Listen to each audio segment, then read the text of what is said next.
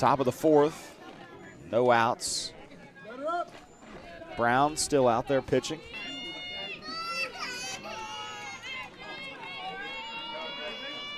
Brown, first one to Michaela Palmer.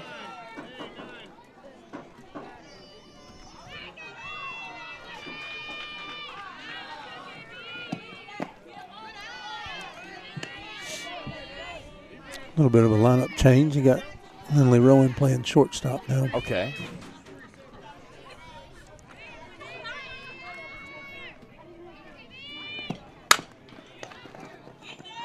Hit to Rowan, over to first, Sal with the out.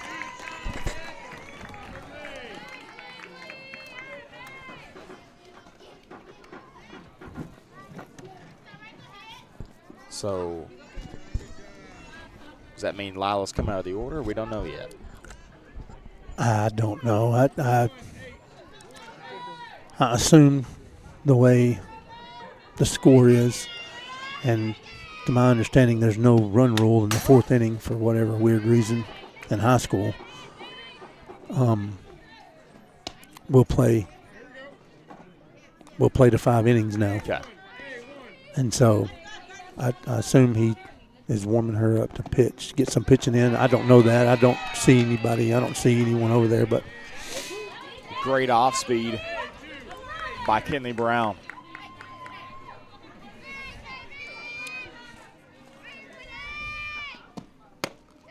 Outside, couldn't get her to chase it. 1-2.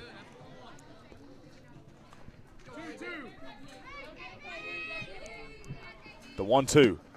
Swing and a miss. Strike 3. Kinley Brown.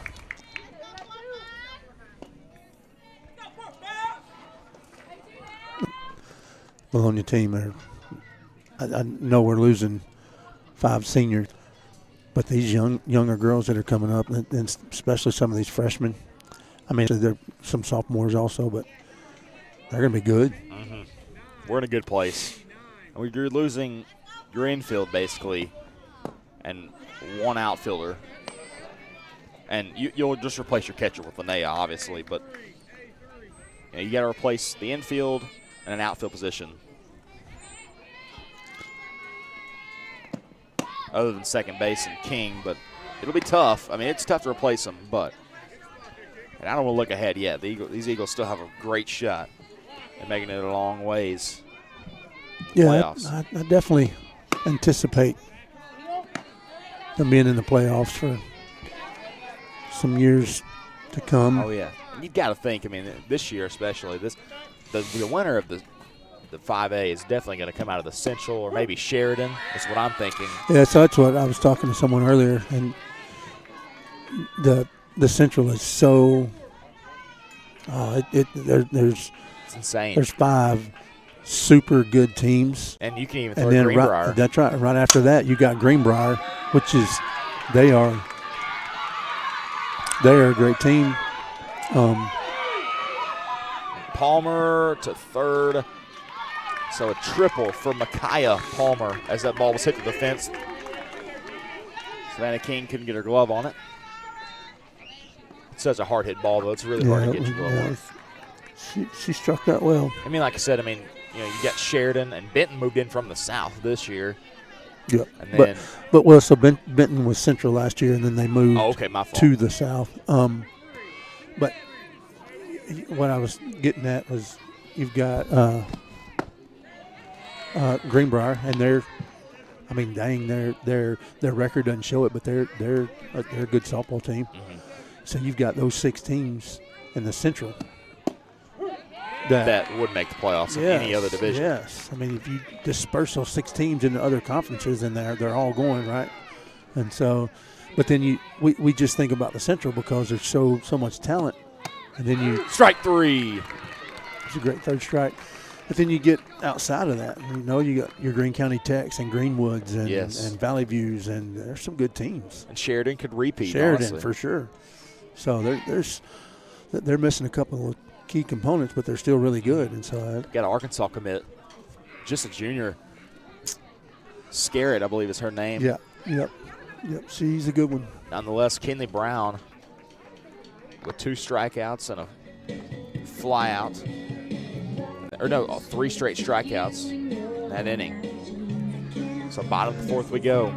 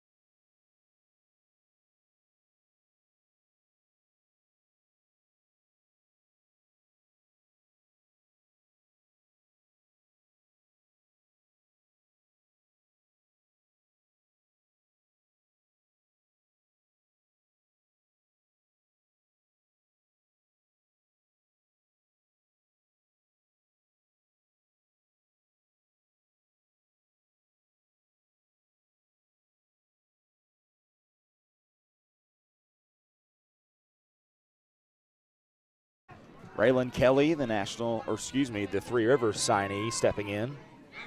It's up in Poplar Bluff, isn't it? It is. Yep. It's a nice little town. Been through there a couple times. Nice. I haven't gotten the opportunity to go through Poplar Bluff, Missouri. I'm not looking to, but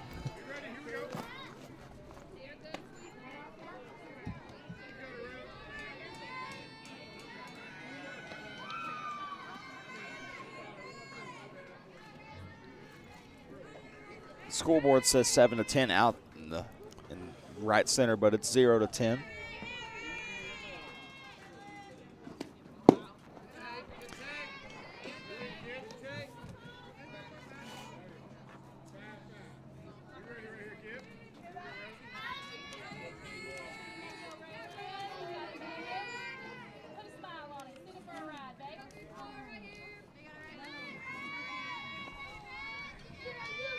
The 2-0. High. I got scared for a second there. It came right at us.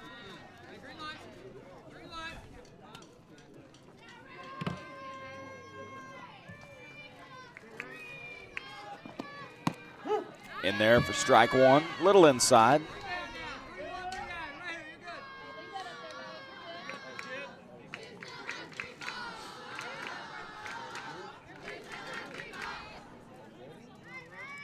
Got Channing. She's still got 3 balls. Hit to right. The right fielder thought it was going left, but it actually goes right of her. Ball had a little cut on it. So Raylan will get on to start the 4th. You really want to see us here, Phil, just make this not a game anymore. You know, you said it. Feels like 2-0 because we're just not used to it. Last game, obviously 27 to nothing. And Parkview's done a great job in the field. You got to tip your hat to them. Absolutely. This game, they definitely have. They had some blunders in that first game, but definitely seems like their outfield is a little more in tune this game.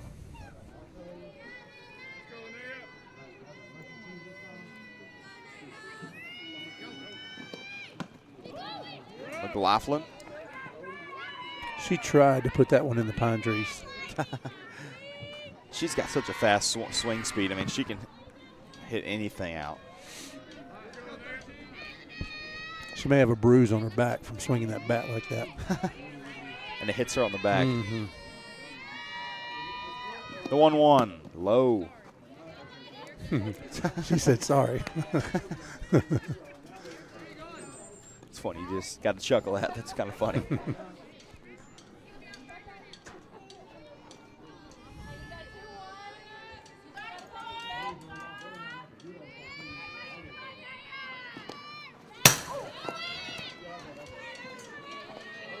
Kelly will advance to 3rd. It was good, Linnea.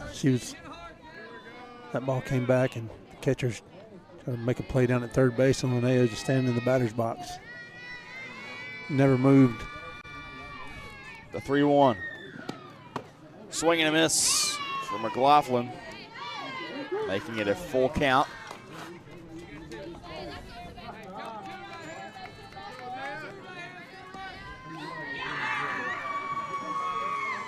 Full count to McLaughlin. Got to have something you like. You got to defend the plate. Fouled back.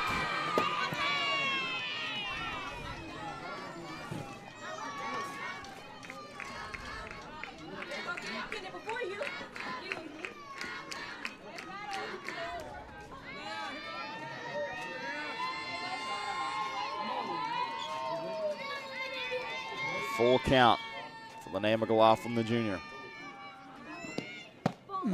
Strike 3 called.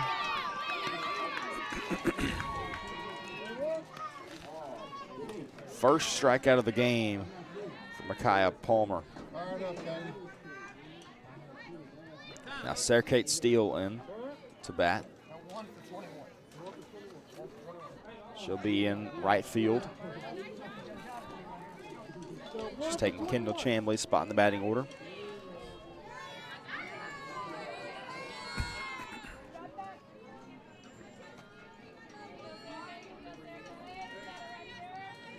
Beginning of the year, you really saw that spot kind of flip-flop.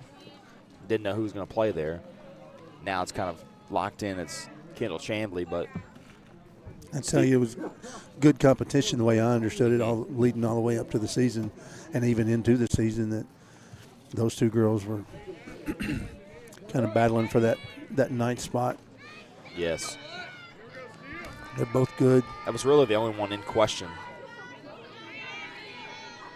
Greenbrier are taking on Maumelle tonight too, so that one could have some implications. It's Maumelle beat them 2-6. It is at Maumelle, and now it's 2-3. Greenbrier losing, so 3-2 Maumelle. Keeling is in for Maumelle.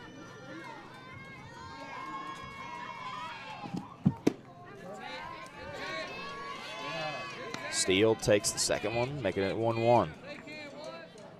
You said that game's at Maumelle. Yes. It's the second game. They're in the bottom of their fifth. Wonder what the stat is.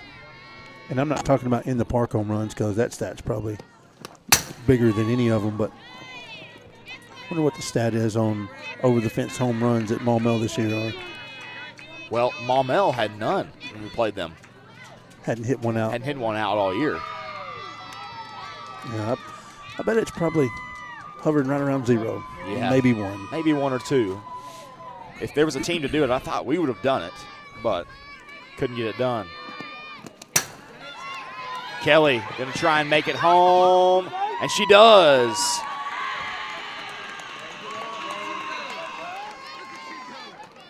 I'll tell you, about halfway down the line, she caught a different gear. I know. Got on in here. I think she started out thinking, I don't know if I'm going to do this, and then she decided, all right, I'm doing it.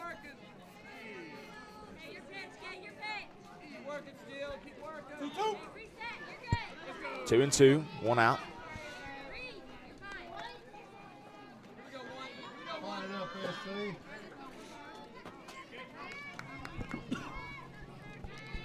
Sarah Kate Steele, the freshman.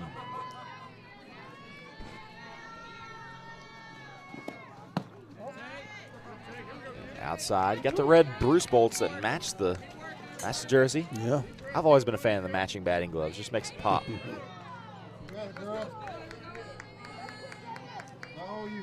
Full count to Steele. Strike 3 called. Ooh-wee. That was close. That was just a bit outside. So that makes it 2 outs here.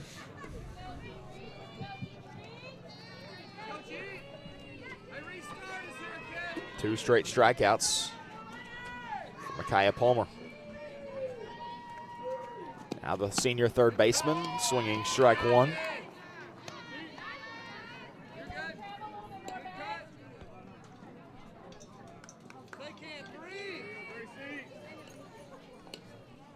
Well, we get to play one more inning. We do, yeah. After this one, anyways. Fouled back by Reed. Tell you, and I've asked a couple of people, and I don't know that I've ever. Oh, I still haven't gotten a straight answer. I'd like to know.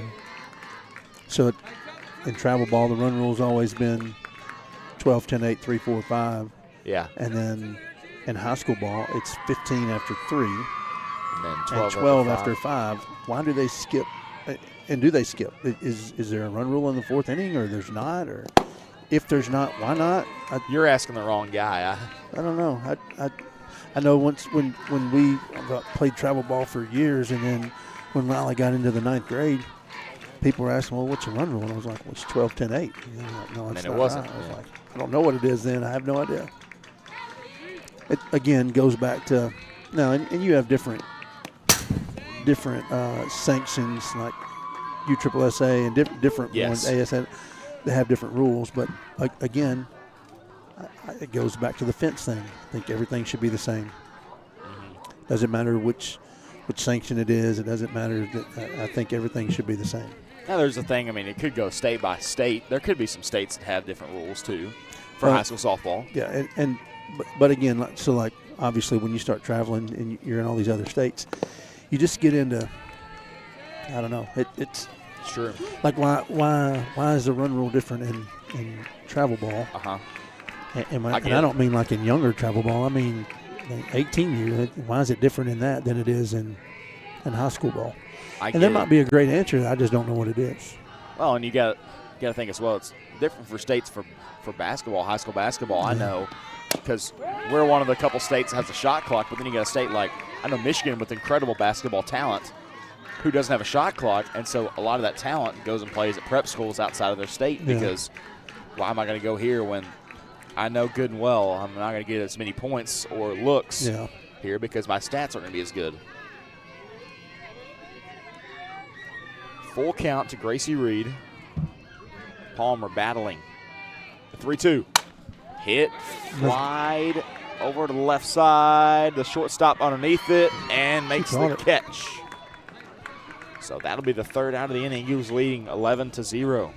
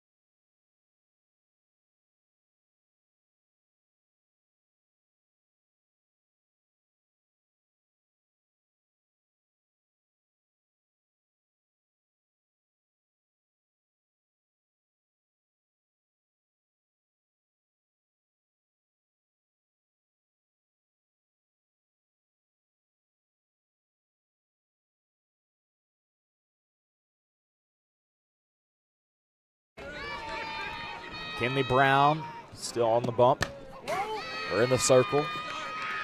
The pitch fouled off.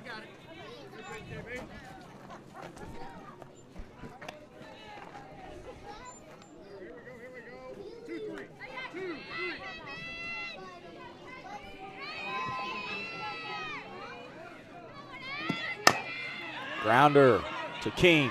King to Sal, and that'll be a 4-3 ground up. And you know, thought Greenbrier had a chance. It's 2 outs. Runner on third. They tied it up. Yes, they did. They tied it up. Greenbrier ties it up with Maumelle. 2 outs and a runner on third. Really need to see catcher Addie Gilbo here. Gilbo, she did good against us. She hit the ball.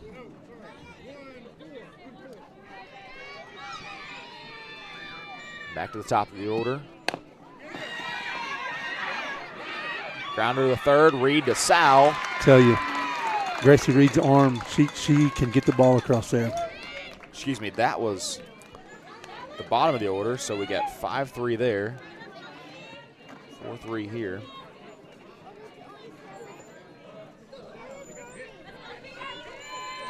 Now we're at the top of the order. First baseman.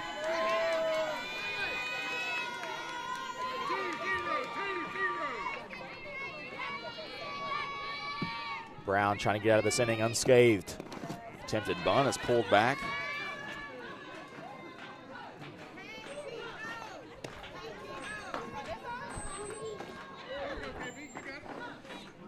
Now Chris is going to look at this book when I'm done with it, and he's going to think, what the heck did this kid do to this book? I keep drawing arrows, and oh, this was not the K1. This is, or the first out of the inning, it's the second out, so scratch it out. He's going to be sad with a man.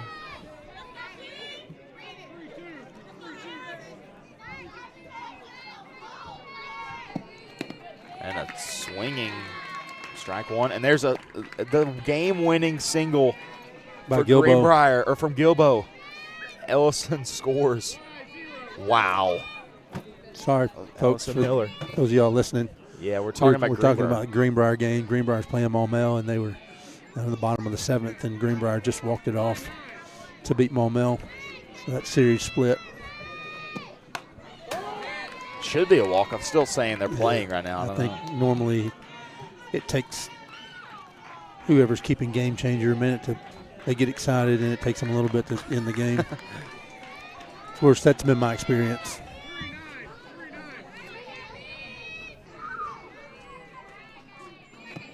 Good pitch. Strike three. Kinley Brown retires the side. Eagles need one more run here to get the sportsmanship rule. Oh, it is over. Maybe, okay, never mind. Maybe it is never over. mind. So it is 10 after 4. I guess. All right, we learned something new today. We learned something new today. 10 after 4, Eagles win. Or no, after 5. 10 after 5. This was the 5th. I thought it was the 5th. Yeah. And so I also thought it was supposed to be 12 after 5. But so maybe again, it is 15 after 3, 12 after 4, 10 after 5. No, maybe. Who knows? I'll figure it out at some point. They're shaking hands. We won. That's it. So good 2 wins here for the Eagles. You know, Parkview battled this game. Ultimately, Eagles still got the dub. So we will play Valley View for a varsity junior varsity matchup on Friday at Valley View. So if you can't make the trek, me and Chris will be there. And then next week we have Sylvan Hills. Speaking of Sylvan Hills, yes, we have Sylvan Hills next week on Tuesday. That'll be a varsity doubleheader. And then on the Friday, we have Pee Wee night. Yes, be there for Pee Wee night versus Conway. Yeah, we're going to need as many people as we can get there.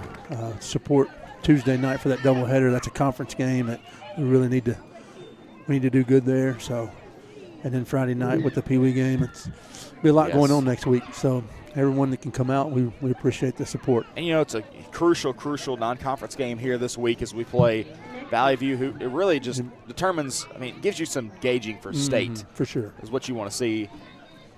Yeah, they're definitely good, and it'll give us, it'll give us something to look at as, kind of, I don't know, we're over halfway through the season, but kind of a gauge because, and nothing against Parkview or Mount St. Mary's or any of these teams that have played and beat. Everyone has done the same thing, so nothing against them, but it's just hard to get a gauge on where you are when you play these teams and you run roll them. It's hard to get a gauge. So Friday night will definitely